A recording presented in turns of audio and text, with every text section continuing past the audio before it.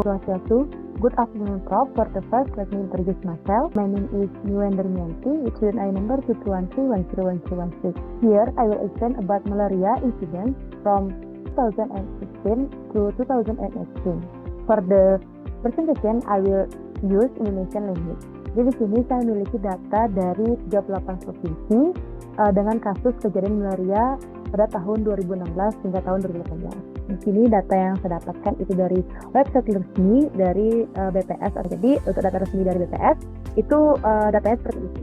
Lalu untuk mempermudah melihat data, saya rubah terlebih dahulu mengalihkan dengan 1000 karena per 1000 orang. Jadi, untuk langkah pertama yang saya lakukan itu dengan menghitung min, median, modus terlebih dahulu. Dimana untuk min itu kita bisa menggunakan rumus average, lalu kita mengeblok semua data yang ada, lalu akan mendapatkan hasil 2238,72549, dan median itu juga sama menggunakan rumus median. Lalu yang terakhir itu modus, itu menggunakan rumus mult titik mult. Nah, seperti ini.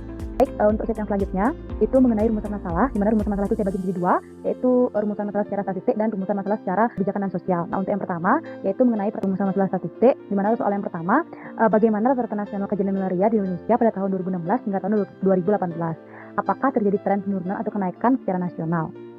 Nah, untuk mengetahui rata-rata secara nasional di setiap tahunnya, itu saya menggunakan rumus average di setiap tahun. Jadi 2016 itu saya akan menggunakan average di kolom B, nantinya akan menghasilkan 2019 sekian, dan di 2017 juga seperti itu menggunakan rumus yang sama, menggunakan rumus average dan menghasilkan 2560. 2018 itu akan menghasilkan 2063, sekian. Nah, ketika kita melihat dari diagram, di mana pada tahun 2016 itu kan sebanyak 2092, sekian. Lalu di 2017 mengalami kenaikan menjadi 2560, dan di 2018 terjadi penurunan kembali menjadi 2063, sekian. Nah, jadi dapat kita simpulkan bahwa rata-rata selama 3 tahun dengan kasus malaria yang ada di Indonesia itu mengalami data yang fluktuatif. Baik, untuk yang kedua yaitu mengenai provinsi mana yang memiliki angka kejadian malaria tertinggi dan terendah selama 3 tahun berturut-turut. Nah, hal itu kita menggunakan rumus Textuin seperti yang tertera ini, di mana rumus ini itu maksudnya untuk menampilkan semua yang ada di kolom A yang memiliki nilai minimum di kolom B. Di mana text join itu artinya menggabungkan beberapa teks jadi satu dengan pemisah berupa koma dan spasi. Untuk time itu merupakan pengabaian sel yang kosong. Dari filter itu sampai min dan B4 hingga B37 itu artinya memfilter data dari rentang A4 hingga A37 dan hanya akan menampilkan nilai di kolom B dengan nilai minimumnya. Nantinya akan muncul pada tahun 2016 itu yang terendah itu ada Banten dan Bali, dan seperti itu juga seterusnya untuk di tahun 2017 maupun 2018. Untuk selanjutnya yaitu mengenai yang tertinggi itu kita bisa menggunakan rumus filter dan sebagainya seperti yang tertera juga, di mana maksud rumus ini itu memfilter data dari kolom A dan hanya mengambil baris yang memenuhi syarat, di mana syaratnya itu hanya mengambil baris dari kolom A jika kolom B sama dengan nilai max di kolom B. Jadi hampir sama dengan terendah tadi di Bali. Nantinya akan menghasilkan untuk yang tertinggi tahun 2016 itu adalah Papua, dan 2017-2018 juga menggunakan rumus yang sama. Lalu untuk soalnya itu kan provinsi memiliki kejadian malaria tertinggi dan terendah selama 3 tahun berturut-turut. Jadi untuk terendah itu ada di Banten dan tertinggi adalah Papua. Untuk yang ketiga yaitu apakah penurunan atau peningkatan kasus malaria bersifat konsisten seluruh Indonesia atau hanya terjadi di provinsi tertentu. Nah, untuk mengetahui konsisten apa tidak kenaikan maupun penurunan, itu kita harus mengecek terlebih dahulu di setiap tahunnya, di mana untuk kenaikan ataupun penurunan 2016 ke 2017 itu seperti apa, dan 2017 ke 2018 itu seperti apa.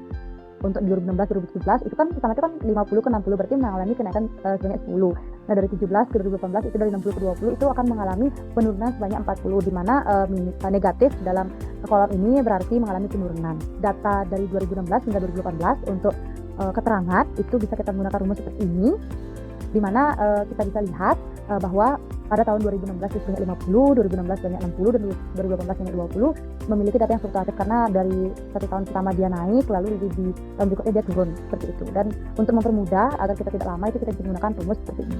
Dan untuk yang signifikan turun maupun naik selama 3 tahun berturut-turut itu ada di Sumatera Utara, Sumatera Barat, lalu ada di Sumatera Selatan, Bengkulu dan sebagainya, di mana untuk warna hijau ini merupakan penurunan yang terjadi selama 3 tahun, dan warna merah ini merupakan terjadinya kenaikan kasus selama 3 tahun. Mana untuk yang naik itu ada di Provinsi Bali, lalu ada di Kalimantan Utara, Sulawesi Tenggara, dan di Sulawesi Barat. Yang keempat yaitu bagaimana perbandingan rata-rata kejadian malaria di wilayah timur, barat, tengah Indonesia pada tahun 2017. Nah, untuk yang pertama itu kita harus memisahkan terlebih dahulu per wilayahnya, di mana mana daerah yang dari wilayah barat maupun tengah maupun timur. Di sini untuk memisahkannya saya secara manual. Lalu untuk mengetahui rata-rata di setiap wilayah itu saya hanya melakukan seperti yang pertama, yaitu menggunakan rumus average. Hanya saja kita pisah di setiap wilayahnya, di mana misalkan average di wilayah barat itu dari Aceh hingga di Banten dan sebagainya.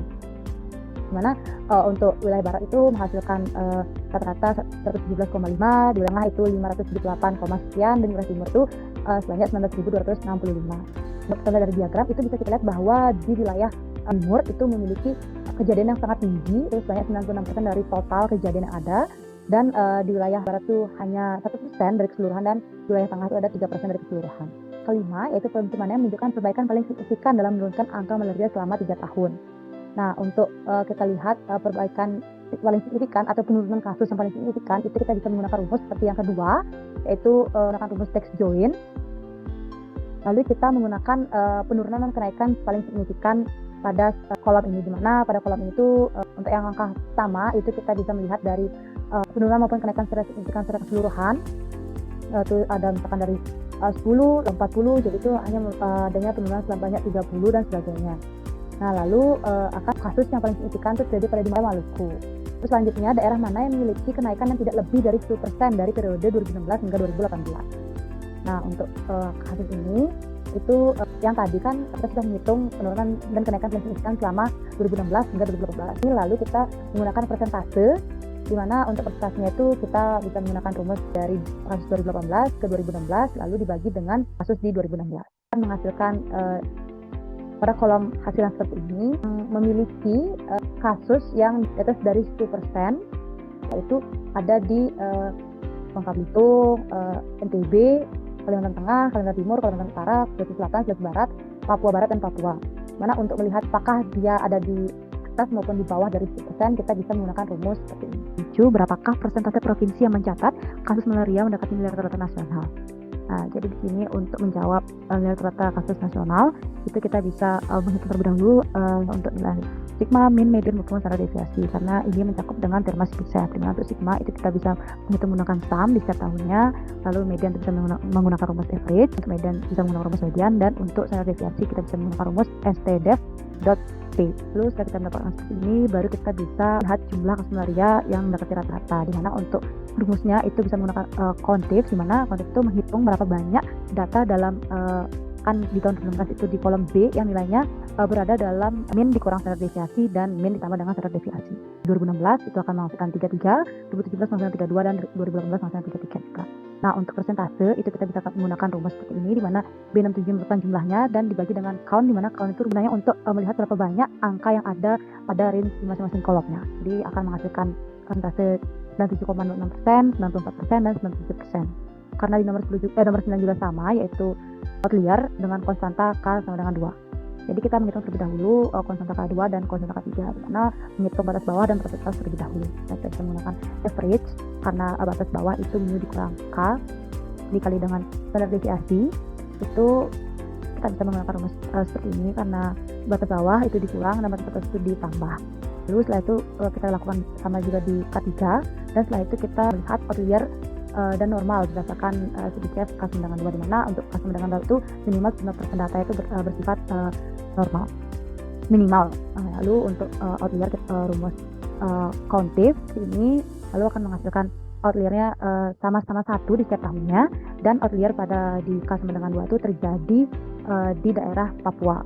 Dan untuk di K3 di mana minimal 89% data itu bersifat normal, mana juga outlier itu 1 setiap tahunnya, yaitu di Papua juga. Jawab mengenai pertanyaan nomor 1, yaitu kebijakan nasional itu sebenarnya sudah sangat adil untuk Papua, bahkan Papua itu sangat diistimewakan untuk menanggulangi kasus malaria ini. Di mana kita dapat melihat dari banyaknya kegiatan preventif seperti sosialisasi, pemeriksaan secara rutin, menggandeng pihak terkait untuk membantu dan mengajak masyarakat Papua untuk menyadari bahwa penyakit malaria itu bukanlah penyakit yang biasa, melainkan penyakit yang mematikan. Nah, pelatihan untuk tenaga medis pun sudah sering dilakukan dan dikerahkan ke daerah-daerah terpencil yang ada di Papua. 2, yaitu melihat data yang ada, apakah penanganan malaria lebih banyak diarahkan pada daerah yang ramai penduduk di Jawa daripada populasi dengan risiko tinggi seperti Papua. Menurut artikel yang sudah saya baca, yaitu dari Kompas ID, penanganan malaria itu sebenarnya sudah sangat diperhatikan di Papua dibandingkan di luar Papua, di Jawa dan sekitarnya.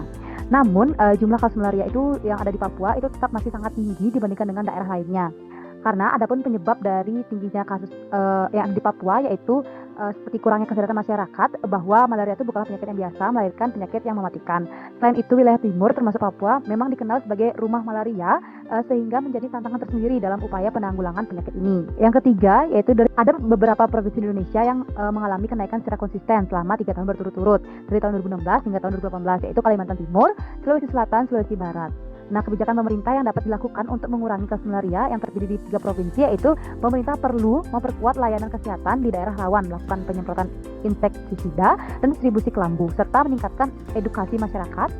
Dan belum turunnya kasus disebabkan oleh sulitnya akses wilayah, kurangnya kesinambungan program, dan mobilitas penduduk yang tinggi. Terakhir yaitu pemerintah itu dapat mengatasi perbedaan pendapat dengan melibatkan tokoh masyarakat lokal dalam sosialisasinya, menyesuaikan pendekatan kebijakan dengan kearifan lokal, membuka dialog dua arah, serta memberikan edukasi berbasis bukti ilmiah secara jelas dan mudah dipahami oleh masyarakat.